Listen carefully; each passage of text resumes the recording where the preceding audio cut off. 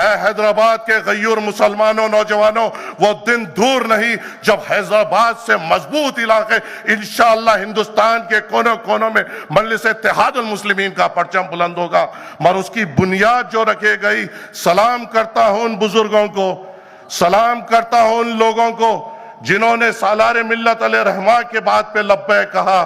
سلام کرتا ہوں ان لوگوں کو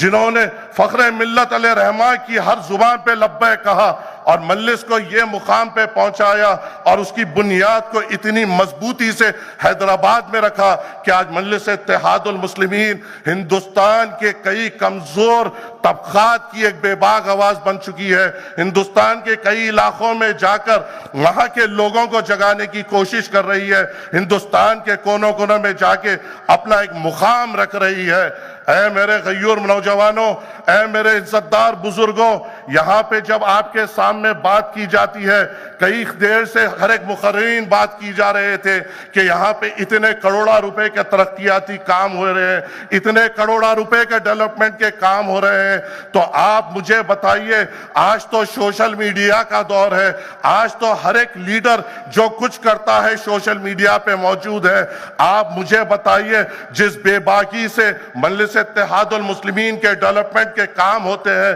جس بے باکی سے مجلس اتحاد المسلمین آپ کی آواز وقت کے حکمرانوں کے سامنے اٹھاتی ہے، جس بے باکی سے وقت کے فرعونوں کے سامنے آپ کے مسائلوں کو کیا جاتا ہے، کیا ہندوستان میں کوئی اور لیڈر موجود ہے جو آپ کی زمینی سطح پہ آپ کا ترقیاتی کام کر رہا ہے اور جا کے پارلیمنٹ میں بھی جب بات کر رہا ہے؟ ارے میں نے تو ہندوستان کے کونے کونے میں پھرا، ترقیاتی کام تو چلیے ایک طرف چھوڑیے، اگر ہندوستان میں کوئی ایک ایسا لیڈر بتا دیجئے جو اکبر الدین اویسی کی جوتی کا بھی مقابلہ کر سکے۔ سالوں سے ایم پی بنے ہوئے ہیں، سالوں سے ایم ایل اے بنے ہوئے ہیں، نہ ایک ادارہ ان کے نام پہ ہے، نہ ایک سکول ان کے نام پہ ہے۔ اکبر الدین اویسی صاحب کے سائے کا بھی کوئی مقابلہ نہیں کر سکتا۔ جس طریقے سے تعلیمی ادارے انہوں نے حیدرآباد کی عوام کو دیے ہیں، جس طریقے سے وہ تعلیمی اداروں میں غریب بچوں کی تعلیم دی جا رہی ہے، میں نے تو صرف بزرگوں سے یہ سنا تھا کہ یتیم کے سر پہ شفقت کا ہاتھ رکھو۔ اکبر الدین صاحب وہ مثال ہے جو یتیم کے سر پہ شفقت کا ہاتھ بھی رکھتے ہیں، اس کو تعلیم بھی دیتے ہیں، اپنے پاؤں پہ ٹھہراتے ہیں اور میدان عمل میں اس کو مقابلہ کرنے کے لیے چھوڑتے ہیں۔ ارے ہندوستان میں جتنے بھی مخالف مجلس ہو، چاہے کئی نام سے ہمیں پکارے، ارے تم کیا ایک چھوٹا سا ادارہ تمہارے نام پہ ہے جہاں پہ چھوڑو 1000 چھوڑو 2000 ہمارے قائد قربان جون پہ 30,000 سے زائد بچوں کو پڑھاتے ہیں، تم اٹھو تو صحیح 300 بچوں کا تو ادارہ بتا دو، پھر ہم پہ مخالفت کی بات کرو۔ کوئی نہیں ہے جو مجلس اتحاد المسلمین کا مقابلہ کر سکتا، کوئی نہیں ہے جو مجلس کی جذبے کا مقابلہ کر سکتا ہے، کوئی نہیں ہے جو مجلس اتحاد المسلمین کی بے باکی کا مقابلہ کر سکتا ہے۔ زمینی سطح پہ مجلسی کارپوریٹر آپ کے ساتھ موجود، گلی کے سطح پہ ابتدائی صدور معتمدین آپ کے ساتھ موجود، دارالسلام میں آپ کی خدمت کے لیے ایم ایل اے حضرات، ایم ایل سی حضرات موجود، خود صدر مجلس وہاں پر بیٹھ کر سیدھی طور پہ آپ کے لیے بات کرتے ہیں۔ کہاں ہے ایسے ادارے؟ کہاں ہے ایسی سیاسی جماعت؟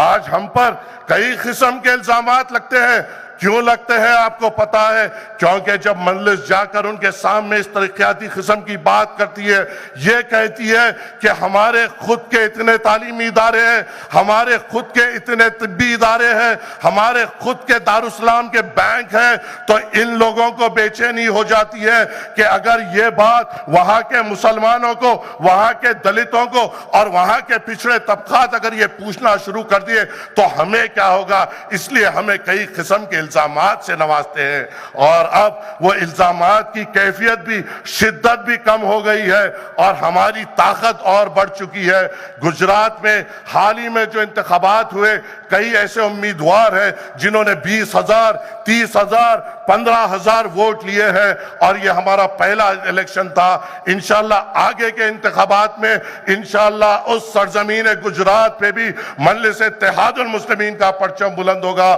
بہار میں اور مضبوطی سے مجلس اتحاد المسلمین کا پرچم بلند ہوگا۔ یو پی میں آنے والے انتخابات میں، میونسپل الیکشن میں آپ خود دیکھیں گے کہ کس قسم سے زمینی سطح پر مجلس مضبوط ہے اور کس قسم سے ہم کام کر رہے ہیں۔ انشاءاللہ صدر مجلس کی آمد ہے۔ السلام علیکم ورحمۃ اللہ وبرکاتہ۔